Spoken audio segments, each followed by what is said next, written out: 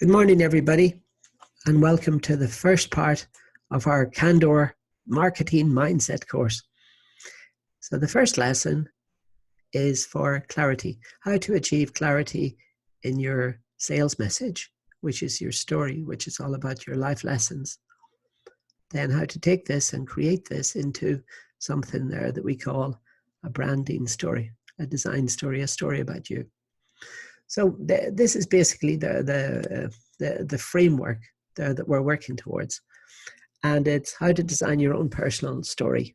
And this is a way that will help you to attract customers, to grow your brand, and to create something that is really authentic and real to you. Remember, your story is your message. It's all about you. And this is what you have to do in anything there. You have to think about you, and you have to think how it's going to benefit the customer. Okay? So it's so important. You really have to understand that this first lesson is so important, because without it, there we cannot go further in the CANDOUR journey. So first of all, two things that every good story needs: credibility and vulnerability. Okay? And there you have to remember, now take a step back and remember what CANDOUR means. CANDOUR means openness, honesty, and being frank. Not frank the person, but being frank with people. Yeah. So you have to talk to them there about what happened, what went wrong there that brought you to this point today. And then you have to talk them through the credibility, the moments there that you did create results, that you were successful in your life. And remember, these are the two important parts to any good story. Otherwise, there you've just got a boring story if you just go out and talk to them about success, success, success. Oh, look at me, I'm brilliant, I'm wonderful, I'm fantastic. No. For them to really relate to you, because, perhaps they're on their journey to find their first customer, or they're on their journey to find their first 10 customers or 100 customers. We don't know. But they're with you because they're searching for something that your business, that your service business is trying to create for them. So remember, keep it interesting, keep it entertaining, and keep it honest. Make sure it relates to you. And then what we're going to show them is how we can build this into a better version of them. So this is basically how to build the story. Remember, the story should consist of 4 components. That's the call. That's the pit. The pit is the vulnerable moment. The search, or the searching, in my case, my goodness, there was a lot of searching, and the breakthrough moment. So in this, what I've tried to do is I've tried to divide this document into the blue text, which sort of states the important points and the points there around the story. Okay, so now I'm going to start to tell the story. There, and this is the story basically. And remember, I've got a few different versions of this. I've got a version that I would use for webinars.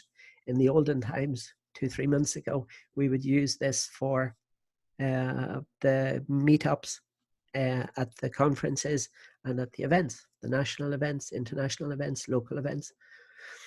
But this was my story then, which I've adopted to a few different methods, to a few different lengths, basically. I've got one that is 90 seconds long, one that is 4 minutes long, just under 4 minutes long, and I've got one that is 15 minutes long, and I've even got something there which, if I'm fueled enough, I can get up and I can perform on a stage in front of a lot of people. And it is quite hilarious, well worth the watch. Right? So I'll just shift my camera there. Right, so then this is my story. For me, it started in 1984. I'm 13 and a half years old. I'm sitting on the floor one day in the living room, and, money was tight, things were bad there. And the next thing, my cousin comes walking through the door. His name is Fergal. It's a really Irish name. And he wants to tell me about what he's doing at that moment in time.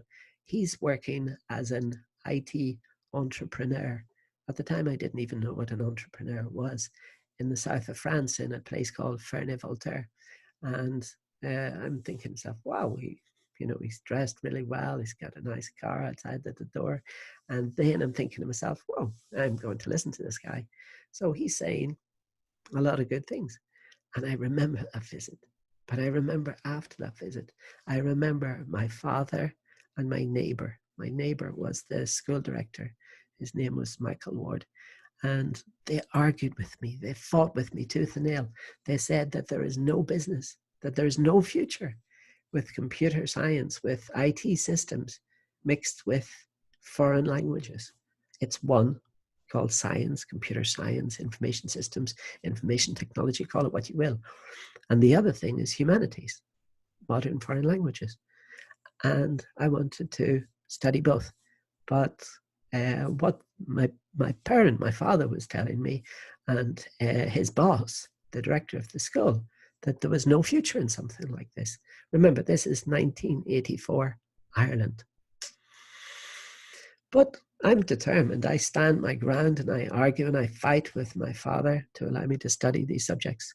And eventually I win. I have to leave his school, unfortunately. And he was my teacher there. So I move into a Catholic brothers, all boys boarding school.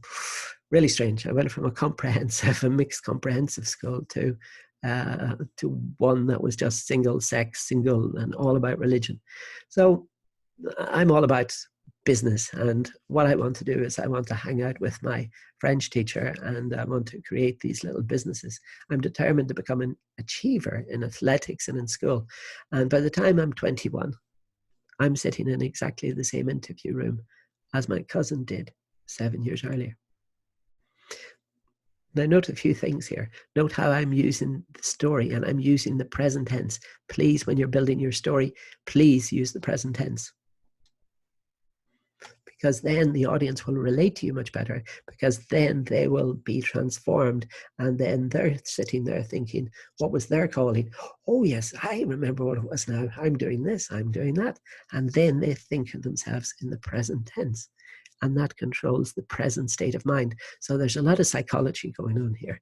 Try to remember this. Try to take into account the blue text from the transcript. So then, of course, the pit comes. Remember, every good story has to have a pit moment, a vulnerable moment. So for me, it was the 22nd of April. There I'm lying there and I'm looking at a heart monitor. Wake up and I'm looking at a heart monitor. I realize that it's, slowly boom, and it stops working. So I think to myself, maybe I should go and tell somebody about this. So I'm getting up and I walk through a door. Yes, through a door. And I remember looking at my colleague, the person who brought me there, and he's eating a chocolate bar and he's reading the back page of an English newspaper. You might think that's not strange, but we were in the south of France and, English newspapers, this one, I think it was called the Daily Star, not exactly available everywhere. But then I remember about the heart monitor and he doesn't seem very interested in me. So I go back inside, try to find people. And there's people crowded around this bed where I was lying. And I'm thinking to myself, hold on, I have to talk to somebody. I have to push through. And then I'm looking there, there's a pair of legs lying there and they look similar to mine. And then I'm looking at a chest that also looks similar to mine. And then the next moment, I'm sitting like bolt upright with a bloody pair of defib pads attached to my chest, burning the way through it. They lost. They're losing me. I'm flatlining. And what I'm seeing is probably my soul floating around out of my body. It's a surreal moment. And for me, it is the darkest, most vulnerable moment of my entire life. Now, this is my 7th serious accident. And after the first one, I got the gift of Parkinson's, or it's not Parkinson's disease, it's Parkinson's condition. But yet anyway. But this time it's even more serious. Clinically dying or flatlining at the age of 21 is a serious thing. So I've now come out of this with a new friend. So besides Monsieur Parkinson on my left side, I've now got something else called Madame Tourette, or Tourette syndrome, TNI. And this is the one with, let's say, the ability to say things and I can't really control what it is saying, what she is saying. I call it a she. I don't know why, but it's do. So anyway, I phoned my poor father to tell him, and we have a promise between us that I will tell him when things like this, when bad things like this happen. I didn't do it the first time, and he's disappointed in me. and he's worried about my health. So I call him. I place a collect call to Ireland. I'm in a hospital, and I transmit the news to him. He's with my friend. His name is Paul also, and they're in Ireland. They're watching a movie together. And according to Paul, he turns pale, and he walks upstairs. He talks to my sister, and then he walks into the bathroom, and he experiences a massive fatal heart attack at the age of 43. 7 years younger than what I am now. In the end, I lose my father, my friend, my teacher, and that's my pit moment. Now, what I'm saying to you is every story has to have a pit. That's the power of you. That's the power of your story. Now, I'm not saying go out and jump off a bridge or do anything even close to that. Different people will have different pit moments. Maybe they'll have an argument. Maybe they'll have some disastrous results. Maybe somebody will steal something from them. Maybe they'll lose their house. Maybe something else will happen to them.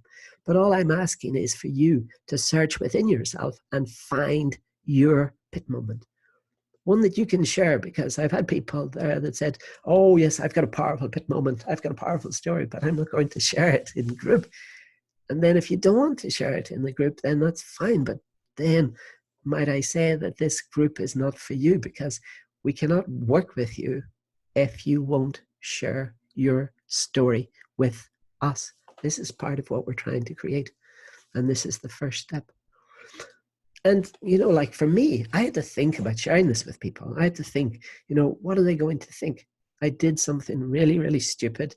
And all I could think about was, is this acceptable? What are people going to think about me? What are my family going to think? What's my father going to think now there if I end up at the pearly gates of heaven there, shortly after him? And I was just confronted with shame. I was confronted with fear, with trepidation. I am now, today in 2020, the most nervous person I have ever met in my life. And I've traveled all over the world with this story. And I cannot tell you how many people this has inspired. People have come to me in group, outside of the group, saying thank you and crying and telling me quite honestly that this has really inspired them. It really has changed their lives. And whenever you told me this story, they're thinking about themselves at the age of 13 and 14 and what they were doing. Now, if you listen to my story, and if you listen to Alex's story and the challenges there that Alex has gone through, then what they're doing is they're relating to these moments. These moments there, whenever we're trying to overcome these challenges, and we're trying to experience clarity in our lives. But remember that the pit is the same as transformation and vulnerability.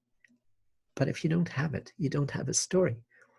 Then comes the search. And if you remember in the presentation there, I used the thing from U2, and they still haven't found what they're looking for. And that was me. That was me. So, I was there. I was completely lost. But I decided there it was time to move on. And I decided there that what I was going to do was I was going to become a sales or a technical support representative for these big US companies. And I'm going to start at the bottom and I'm going to work my way up.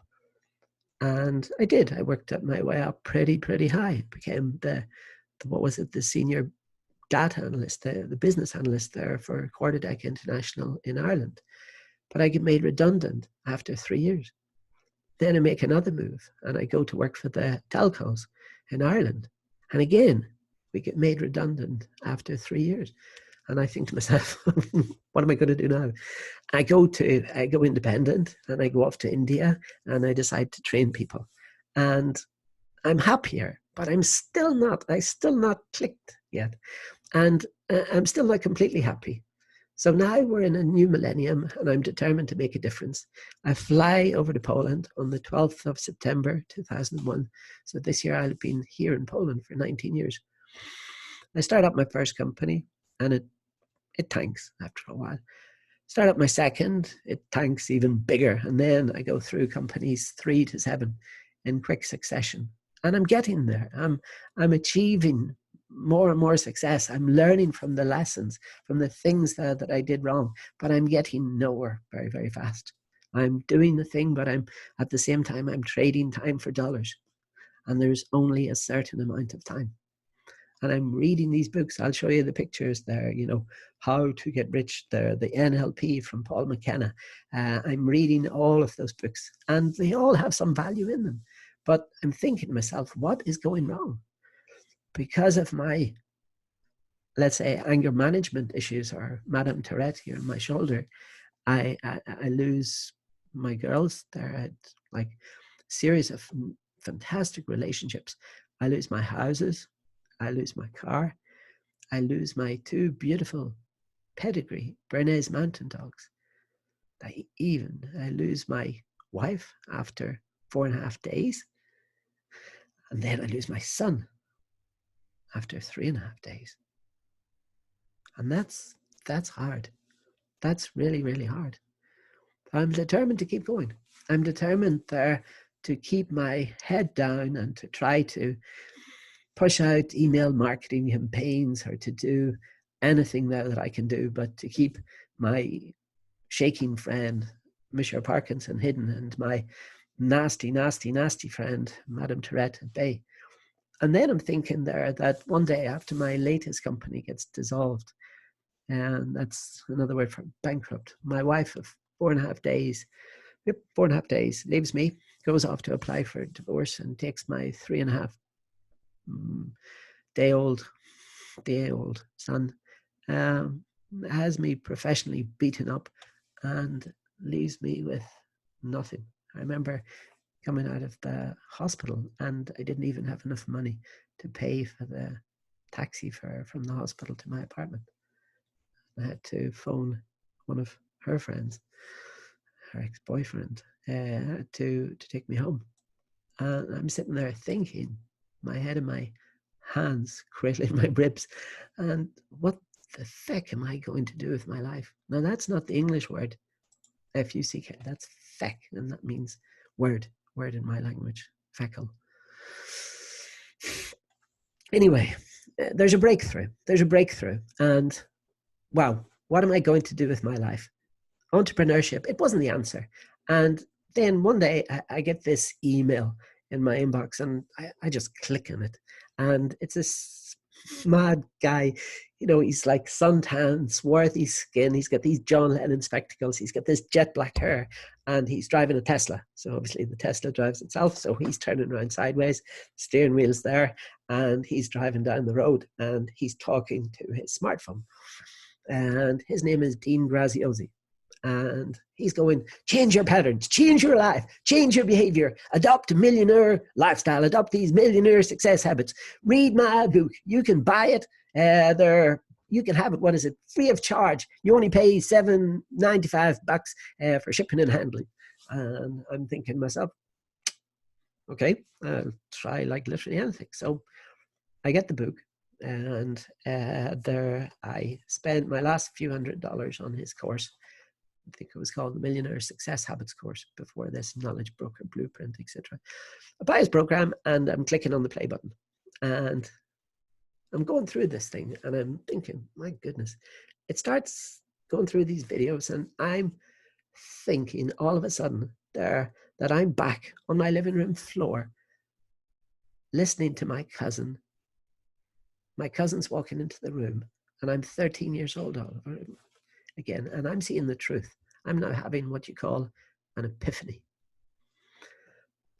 And now I see with absolute clarity what my father, what his boss really said to me that day. My taking from this, what I thought was that my father didn't love me, that these people were just there to argue because they couldn't see the thing. But what I realize now is that my father has always loved me every day of his life.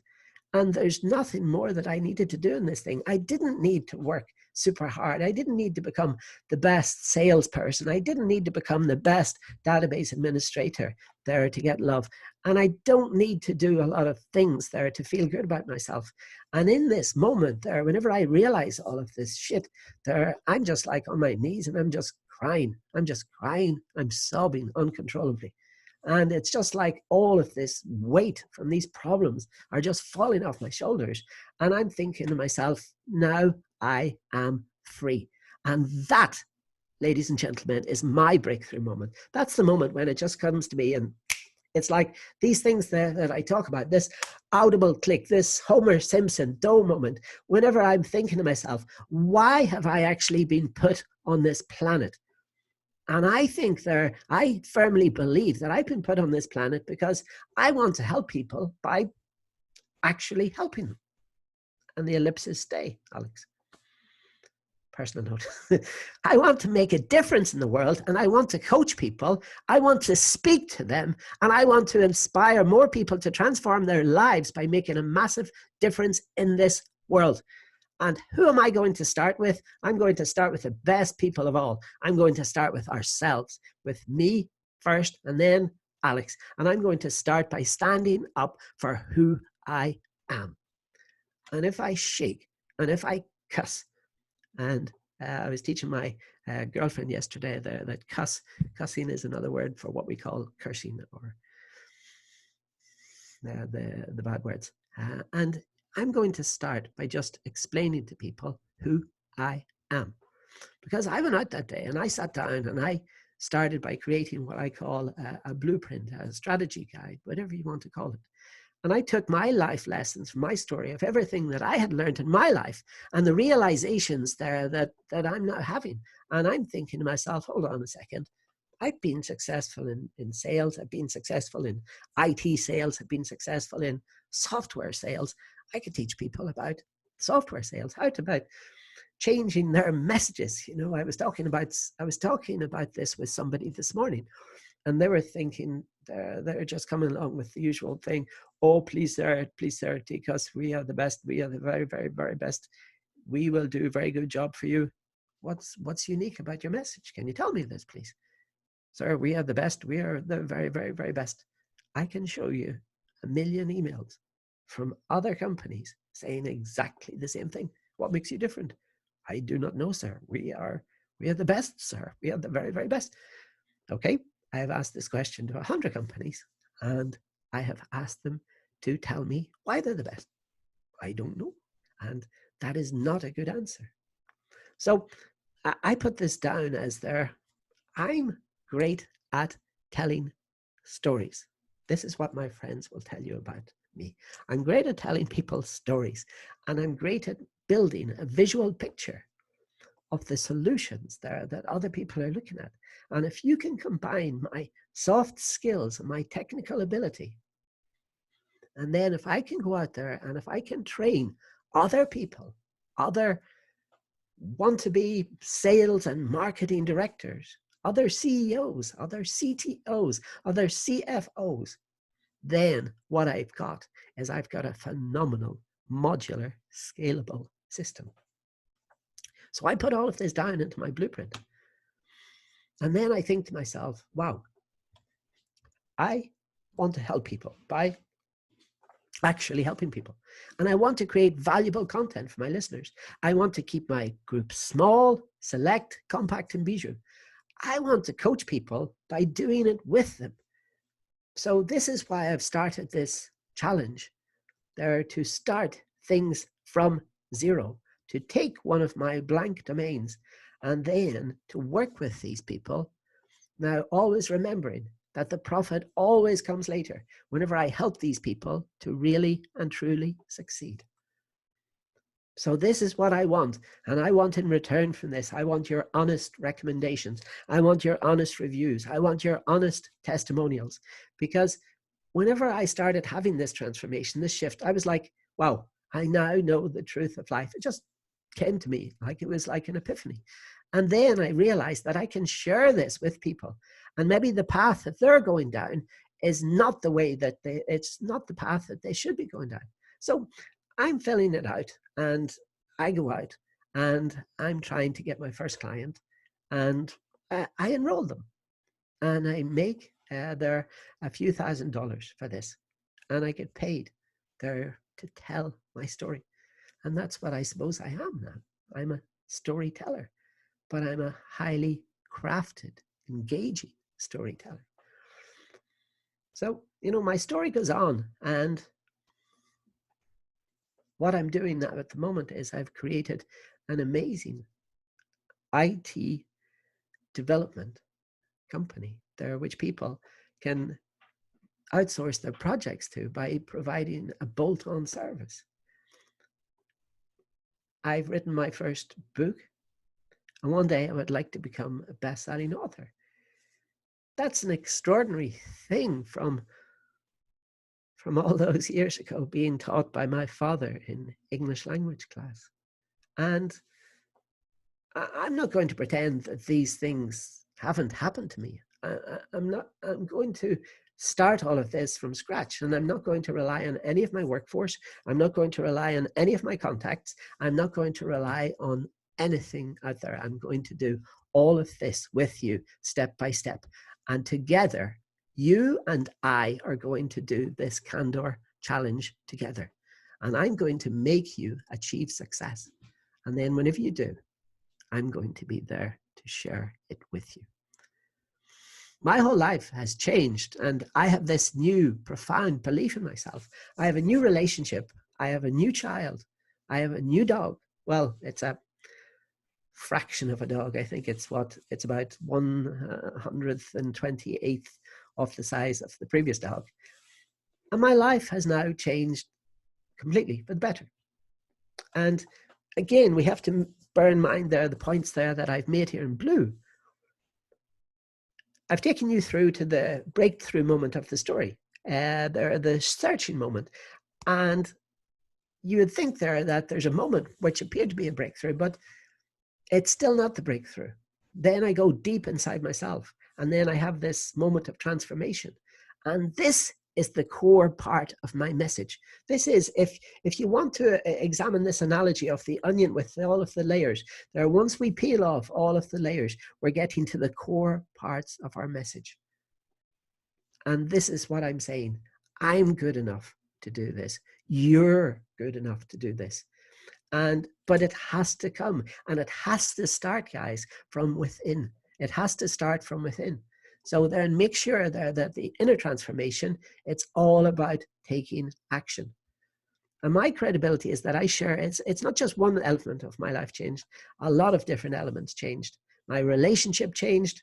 I found love. My family life changed. I found peace. I found a connection with my family. I can now speak with my mother. I can now speak with my sisters and my nephews and nieces and my children much easier. And we're even closer now in 2020, in these challenging times, in this, without mentioning the C word, that's going all around us. And we've turned into this incredibly tightly knit family. And whenever we're allowed together, hopefully this year, to celebrate my 50th birthday with my sister on the 15th of August, I really, really, really hope that this is going to be an incredible connection. And I hope that we will all be able to come together. But now it's your turn to design your story. So now it's all over to you. Thank you. Going to now stop sharing this.